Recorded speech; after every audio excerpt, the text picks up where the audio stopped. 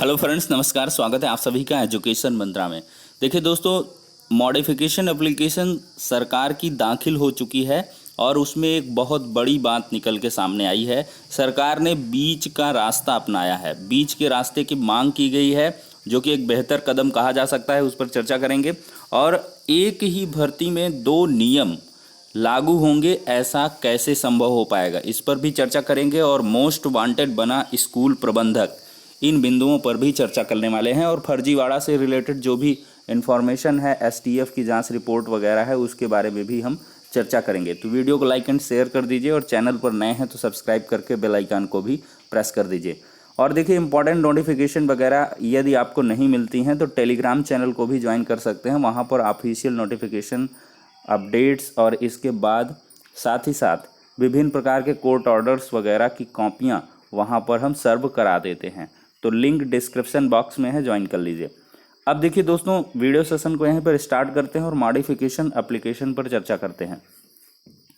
देखिए, यहाँ पर समाचार पत्रों या मीडिया रिसोर्सेज की अगर आप बात मानेंगे तो ये चीज़ें निकल के आ रही हैं कि मॉडिफिकेशन एप्लीकेशन दायर हो गई है, दाखिल हो चुकी है और इसकी साथ ही साथ सोमवार को सुनवाई भी संभव है।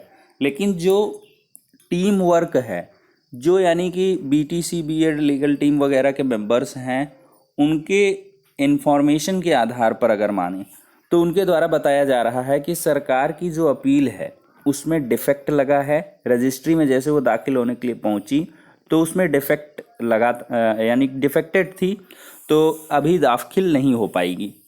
तो इस वजह से रजिस्ट्री ने उनको रिवर्ट किया है। अब थोड़ा सा उसमें मॉडिफिकेशन वगैरह हो जाएगा, डिफेक्ट अपना दूर कर लिया। देखिए, डिफेक्ट कोई बहुत बड़ा इशू नहीं होता है। अगर कोई आप अपील दाखिल करते हैं, अगर उसमें कुछ कमियां रहती हैं, रजिस्ट्री में जो है वो सबमिट नहीं हो पाती है, उनके द्वारा ऑब्जेक्शन लगा दिए जाते हैं और आपको मौका दिया जाता है 2 हफ्ते का कि उसके अंदर जो है आप डिफेक्ट को दूर करके और फिर पुनः आकर के दाखिल करें।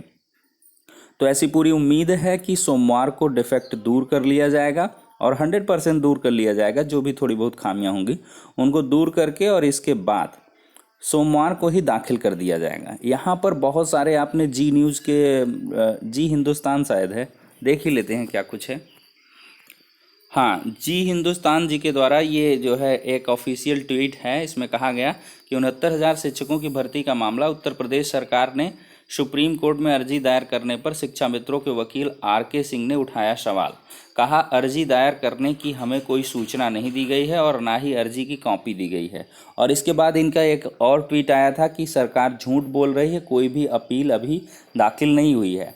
तो देखिए, इसमें सबसे बड़ी बात यह है कि जब ये मॉडिफाइड हो जाएगी और पुनः दाखिल की जाएगी एक सही पैमाने पर, तब इनको अपील की कॉपी जो है सर्व करा दी जाएगी। तो ये सारा का सारा मुद्दा है। अब दोस्तों बढ़ते हैं सबसे बड़ी अपडेट की तरफ कि यूपी सरकार का सुप्रीम कोर्ट में आवेदन, 69,000 पदों पर मिले भर्ती की अनुमति। यानी कि यूपी सरकार पूरी तरीके से चाहती है कि 69,000 पदों पर उसे भर्ती करने का मौका दिया जाए। और साथ ही सरकार ने कहा है कि फैसला अगर शिक्षा मित्रों के हक में आता है तो उन्हें भी भर्ती करेंगे। और इसका क्या उन्होंने पॉइंट दिया है, इसको पढ़ के बताते हैं। ये नई दिल्ली से रिपोर्ट है। उत्तर प्रदेश सरकार ने सुप्रीम कोर्ट में आवेदन दायर कर उस आदेश में बदलाव करने की मांग की है जिसमें 69,000 शिक्षक भर्ती में करीब 37,000 पदों पर रोक लगा दी गई है। यूपी सरकार ने कहा है कि उसे सभी 69,000 पदों पर भर्ती करने की इजाज़त मिले। आवेदन पर सोमवार को सुनवाई हो सकती है।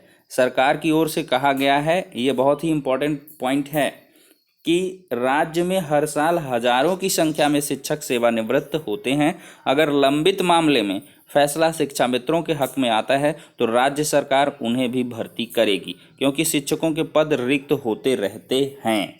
अगर ऐसी बात है तो इसका मतलब ये हुआ कि शिक्षा मित्रों के लिए अलग से पदों का प्रबंध करने के लिए शासन स्तर से तैयारी है। उनके द्वारा ये डिमांड की जा रही है कि अगर 60-65 पर भर्ती करने दिया जाएगा राज्य सरकार को, तो शिक्षा मित्रों के अगर फाइनल डिस्पोजल पर, जो जैसा कि 14 जुलाई को आगामी सुनवाई है, अगर उसमें शिक्षा मित्रों के हक में फैसला आता है, यानी कि 40-45 पर जो शिक्षा मित्र हैं उनको भी अपॉइंटमेंट लेटर दिया जाए, तब की स्थिति में राज्य सरकार क्या करेगी, जो बचे हुए पद हैं या खाली पद हैं उन पर उनको नियुक्त कर देगी। और इस दौरान ये चाहती है कि जो है 69,000 पदों पर भर्ती करने की जो मांग है वो मान ली जाए, और इसके बाद अगर ऐसा हो जाता है तो बहुत ही बढ़िया होगा।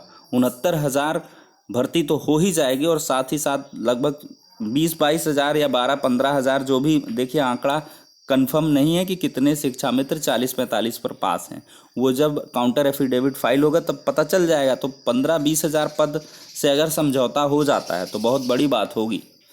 अब देखते हैं यहाँ पर क्या है कि दरअसल इलाहाबाद हाई कोर्ट की लखनऊ पीठ ने उत्तर प्रदेश बेसिक शिक्षा परिषद द्वारा 69,000, फिर ये पुरानी चीज़ें वही हैं 40-45, फिर इसके बाद 60-65, फिर ये जो है गया मामला शीर्ष कोर्ट, ये सब चीज़ें आपको पहले से ही पता है, इन पर जिक्र नहीं करेंगे।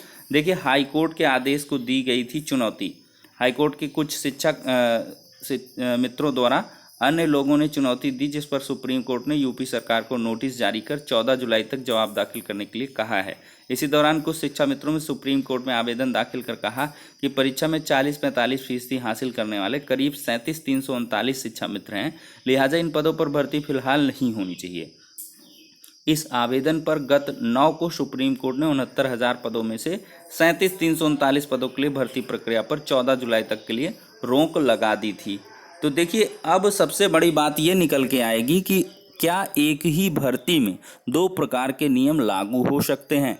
ऐसा कर पाना संभव नहीं होगा, बहुत ही बड़ी मुश्किल क्रिएट होने वाली है। लेकिन माननीय सुप्रीम कोर्ट द्वारा अगर ऐसा फैसला दे भी दिया जाता है तो वो सर्वमान्य होगा, चूँकि इसके अपर कोई कोर्ट नहीं है। और ऐसा एक मामले में हुआ भी है 72,825 शिक्षक भर्ती, आपको याद भी होगी। उसमें एकेडमिक और टीटी मेरिट पर, यानी कि एकेडमिक वालों को भी कुछ जो है पिटिशनर बेनिफिट दे दिया गया था। याची राहत के तहत कुछ लोगों को नियुक्तियां हुई, मतलब एक भर्ती में 2 नियम हो गए थे, एक एकेडमिक वाले भी और टीटी वाले भी। तो ऐसा हो सकता है, संभव है, लेकिन एक प्रथम दृष्टया असंभव सा लगता है कि एक परीक्षा में 2 नियम मानक कैसे फॉलो होंगे। लेकिन यहाँ सबसे बड़ी बात ये निकल के आएगी कि 40-45 पर शिक्षा मित्र ही नहीं, बहुत सारे अभ्यर्थी भी होंगे जो पीएच कैटेगरी के होंगे या अन्य कैटेगरी के होंगे, वो भी सेलेक्ट होंगे, 40-45 पर उत्तीर्ण होंगे। तो ये देखने वाली बात होगी। लेकिन माननीय सुप्रीम कोर्ट इस पर क्या मॉडिफिकेशन याचिका पर आदेश देते हैं या सुनवाई होती है, उस पर क्या कुछ बिंदु निकल के आते हैं, ये सबसे बड़ी बात होगी। और जो सुनवाई है वो संभवतः जो है 16 तारीख बताई जा रही है किसी के द्वारा, और कहीं कहीं पर 18 तारीख भी निकल के चीज़ें आ रही हैं। अगर देखिए बेंच 16 तारीख को बैठती है, यूयू ललित साहब की बेंच बैठती है, तो अवश्य ही 16 तारीख को सुनवाई हो जाएगी। क्योंकि कल तो 100% क्या होगा कि जो है मामला जो है मॉडिफिकेशन में डिफेक्ट वाला दूर करवा लिया जाएगा। देखिए यहाँ पर साफ साफ दिया है कि भर्ती 1 और कट ऑफ अंक तो संभव नहीं। देखिए प्रतियोगी परीक्षाओं में अभ्यर्थियों का चयन तय कट ऑफ अंकों पर करने का प्राविधान है। अनारक्षित व आरक्षित वर्ग के अभ्यर्थियों का कट ऑफ अंक अलग जरूर होता है, लेकिन पूरी भर्ती एक ही कट ऑफ अंक पर होती है। 69,000 शिक्षक भर्ती में कट ऑफ अंक विवाद हाईकोर्ट की एकल पीठ में 2 जजों की पीठ से निस्तारित होकर अब शीर्ष कोर्ट में विचाराधीन है। सुप्रीम कोर्ट में याचिका करने वाले अभ्यर्थी मांग रहे हैं कि भर्ती का कट ऑफ अंक 68,500 शिक्षक भर्ती वाला ही हो। इसमें अब शीर्ष कोर्ट ही तय करेगा कि किस कट ऑफ अंक पर अभ्यर्थी चयनित हों। शीर्ष कोर्ट ने याचिका पर अंतिम फैसले से पहले राज्य सरकार को जो अंतरिम आदेश दिया उसमें एक तरह से शासन की ओर से तय कट ऑफ अंक को माना है। आदेश दिया गया कि 37,339 पदों को छोड़कर सरकार शेष पदों पर नियुक्ति दे सकती है। 69,000 पदों की शिक्षक भर्ती इस समय जिस मुकाम पर है उसमें लागू कट ऑफ अंक पर चयनित हो चुके अभ्यर्थियों को सही लग रहा है। वजह सामान्य के 65 व आरक्षित वर्ग के 60% उत्तीर्ण अंक पर ही दुगने अभ्यर्थी सफल मिल रहे हैं। यदि कट ऑफ अंक पिछली भर्ती की तरह सामान्य व ओबीसी के लिए 40-45 तय हुआ तो लिखित परीक्षा में उत्तीर्ण होने वालों की संख्या 3.5 लाख से अधिक हो सकती है। इसमें एक पद पर करीब 5 दावेदार होंगे। परीक्षा का परिणाम और जिला आवंटन सूची में बड़ा बदलाव भी होगा। देखिए दोस्तों, इसी प्रकार का विवाद 68,500 भर्ती में भी हुआ था। कट ऑफ अंक का विवाद 68,500 में हुआ है। 40-45 पहले था, फिर इसके बाद 30-33 का फैसला आया। हालांकि कोर्ट ने बाद में कट ऑफ अंक बदलने को नहीं माना था, लेकिन ये थोड़ा इससे इतर मामला है। एक बार कट ऑफ अंक निर्धारित करके उनके बदलाव पर जो है बात की गई थी, इस वजह से वो निरस्त किया गया था। तो दोस्तों देख सकते हैं किस प्रकार से क्या कुछ स्थितियां बन रही हैं। सुप्रीम कोर्ट में सरकार ने एक मध्यम मार्ग अपनाया है और उस पर राहत भी मिल सकती है। संभव है कि सुप्रीम कोर्ट राहत दे दे। अगर ऐसा होता है तो जल्द ही आपको काउंसलिंग और नियुक्ति पत्र मिल जाएंगे।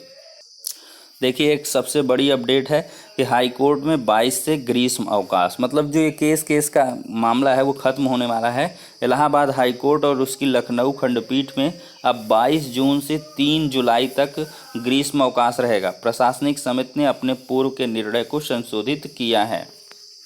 तो मतलब अब केस का जो मामला है वो ठंडा पड़ने वाला है। 22 तारीख के बाद से कोर्ट बंद हो जाएगी। अब देखिए 69,000 शिक्षक भर्ती के फर्जीवाड़ा केस में पुलिस की कार्रवाई। मोस्ट वांटेड बना स्कूल प्रबंधक चंद्रमा यादव। देखिए स्कूल प्रबंधक चंद्रमा यादव को 69,000 शिक्षक भर्ती में फर्जीवाड़ा के आरोप में मोस्ट वांटेड किया गया है। इस केस के नामजद आरोपी मायापति दुबे के साथ चंद्रमा यादव की तलाश में भी एसटीएफ जुटी है। आरोप है कि मायापति दुबे ने अभ्यर्थियों से लाखों रुपए वसूले थे। तो चंद्रमा यादव पूर्व जिला पंचायत सदस्य डॉक्टर कृष्णलाल पटेल संग पेपर आउट कराने के नकल मामले में शामिल रहा। तो ये बहुत बड़ी एक जो है अपडेट है, लिखा हुआ है, काफ़ी कुछ रिपोर्टिंग है इसमें। संदिग्ध टॉपरों का पता लगाने कुछ छात्रों ने छेड़ा अभियान। तो कुल मिलाकर जो है 69,000 शिक्षक भर्ती में फर्जीवाड़ा करने वाले अभ्यर्थियों को पता लगाने को प्रतियोगी छात्र सोशल मीडिया पर अभियान चला रहे हैं। एक दूसरे को मैसेज करके पता लगा रहे हैं कि टॉपर अभ्यर्थी कौन है और उसका शैक्षिक स्तर कैसा है। इसकी डिटेल पुलिस तक पहुंचाने की कोशिश की जा रही है। प्रतियोगी व्हाट्सएप पर ग्रुप बनाकर एक दूसरे को मैसेज कर रहे हैं कि जो भी 120 प्लस से ज़्यादा अंक पाए हैं उनके बारे में ज़्यादा से ज़्यादा जानकारी एकत्र की जाए। इसके बाद उसे प्रयागराज एसएसपी के CUG नंबर पर भेजा जाए। प्रदेश के सभी जिलों में प्रतियोगी छात्रों की मदद से यह अभियान चल रहा है। पुलिस की ओर से फर्जीवाड़ा का खुलासा होने से पूर्व ही अभ्यर्थियों ने आरोप लगाया था कि प्रयागराज में रहने वाले कई ऐसे लड़के हैं जो टॉपरों की सूची में हैं। इस बीच सोराव पुलिस ने फर्जीवाड़े का खुलासा कर 142 अंक वाले धर्मेंद्र पटेल को गिरफ्तार कर जेल भेज दिया है। देखिए हर जगह ये अपडेट छाई हुई है। योगी सरकार ने उच्चतम न्यायालय में किया आवेदन और जो है सरकार ने राज्य में हर साल हजारों की संख्या शिक्षक निवृत्त होते हैं। अगर लंबित मामले में फैसला शिक्षा मित्रों के हक में आता है तो राज्य सरकार उन्हें भी भर्ती करेगी। देखिए आरोपियों की तलाश में पुलिस की दबिश शुरू हो चुकी है। शिक्षक भर्ती में नकल कराने के आरोपियों में 11 लोगों को पुलिस जेल भेज चुकी है। भट्ठा संचालक मायापति दुबे, दुर्गेश संदीप पटेल, धर्मेंद्र उर्फ आलोक तथा चंद्रमा यादव की तलाश में पुलिस ने शनिवार को भदोही, सोराव, जौनपुर, हंडिया, धूमनगंज इलाकों में दबिश दी है। नकल माफिया चंद्रमा यादव भी नामजद।